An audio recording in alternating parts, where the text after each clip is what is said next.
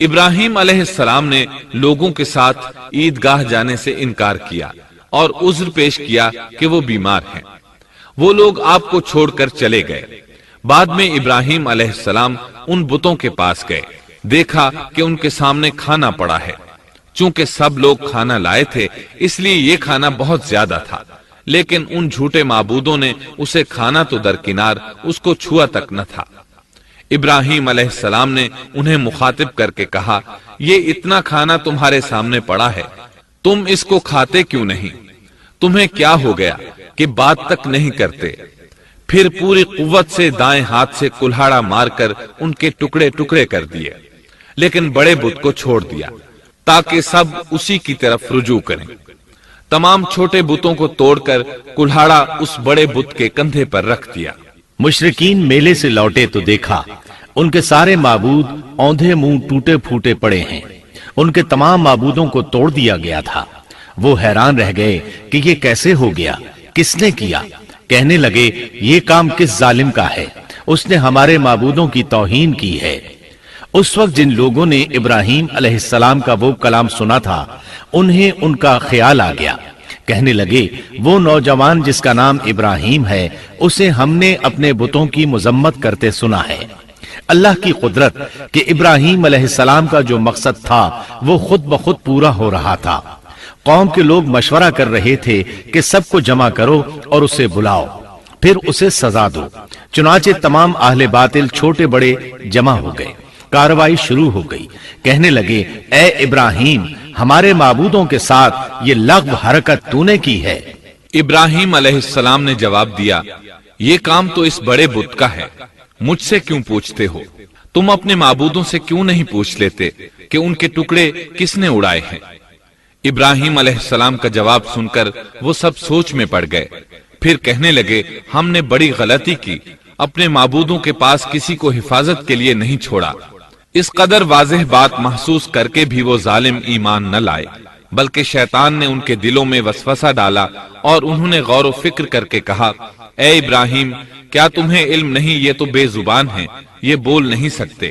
اب ابراہیم علیہ السلام نے فرمایا، تب پھر تم اللہ کے سوا اس چیز کی عبادت کرتے ہو جو تمہیں کچھ بھی نفع نہ دے سکے اور نہ نقصان پہنچا سکے۔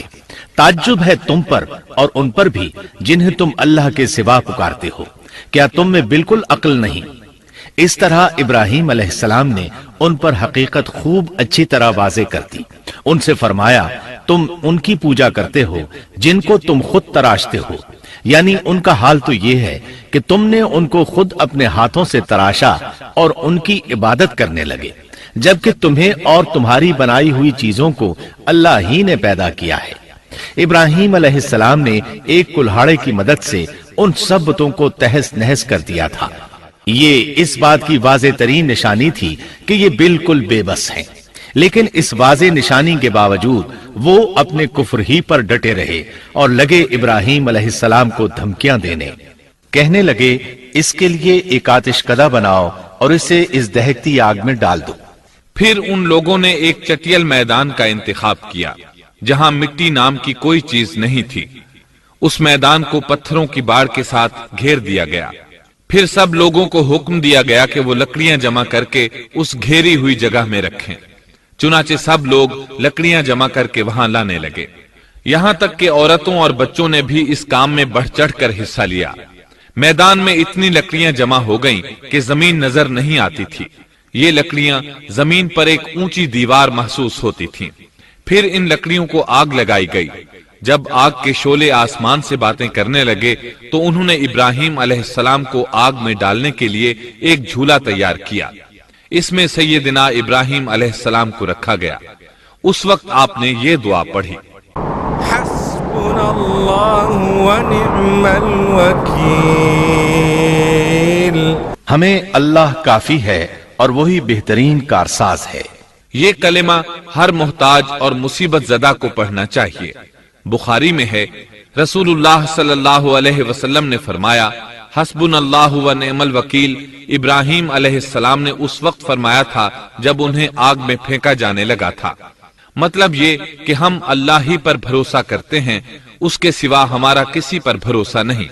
बाज रिवायात में ये भी है कि जब इब्राहिम अलैहिस्सलाम को आग में डाला जाने लगा तो जिब्रील अलैहिस्सलाम आए और कहा, ए इब्राहिम, कोई हाजत है तो मैं हाजिर हूँ।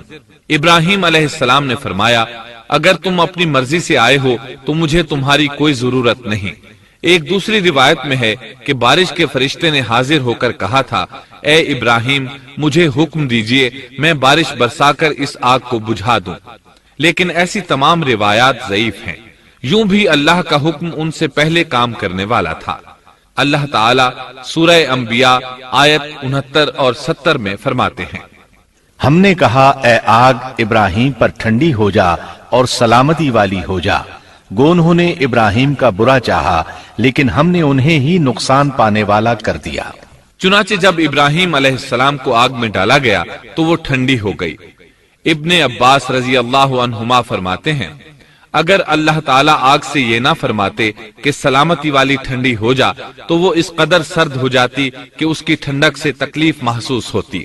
गोया आग भी अल्लाह के हुक्म के बगैर नहीं जला सकती, छुरी अल्लाह के हुक्म के बगैर नहीं काट सकती, इसलिए कि ये भी अल्लाह की मखलूक हैं और उनकी कुदरत भी अल्लाह के पास है। वो चाहे तो उनको कुदरत अता कर दे, चाहे तो कुदरत वापस ले ले। आग को ठंडा होने का हुक्म हुआ, वो ठंडी हो गई।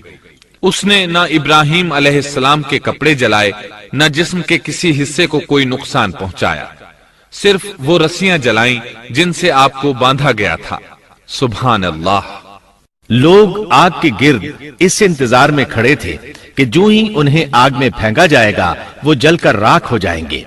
लेकिन वो ये देखकर हैरान रह गए कि इब्राहिम अलैहिस्सलाम बड़े नाज से आग के दरमियान बैठे हैं। बाज रिवायात में है कि इब्राहिम अलैहिस्सलाम फरमाया करते थे, मुझे उन दिनों जो राहत और सुकून हासिल था वैसा आग से निकलने के बाद नहीं हुआ। लोग इस मोजज़े को देखकर हैरत ज़दा थे। फिर इब्राहिम अलैहिस्सलाम आग से निकले।